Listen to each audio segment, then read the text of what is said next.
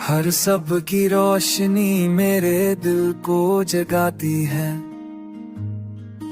हर रात की खामोशी मेरे ख्वाबों को संभालती है।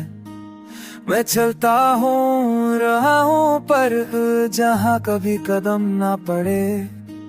मैं सुनता हूँ अपने दिल की धड़क, अपनी रूह की सदा। हो आके हर झोंके में हमी की खुशबू है। ज़मीं के हर कदम पर मेरी मेहनत की कहानी छपी है। मैं नहीं थकता, मैं नहीं रखता, मेरा आज़म और जज्बा मुझे आगे ले जाते हैं।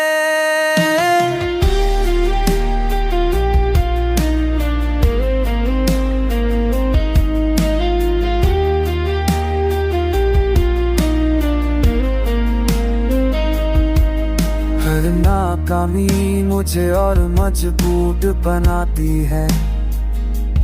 हर रुकावट मेरे हौसले को बुलंद करती है। मैं अपने ख्वाबों के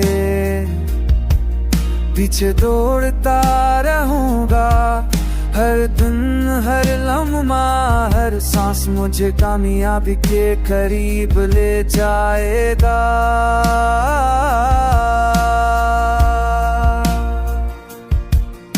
सितारों की रोशनी मेरे रास्ते को रोशन करती है। चांदनी की नरम कर मुझे सुकून और हौसला देती है। मैं खुद पर की रखता हूँ, अपने जज्बे पर भरोसा करता हूँ। मेरी मेहनत मेरी पहचान, मेरा आज़म मेरी ताकत है।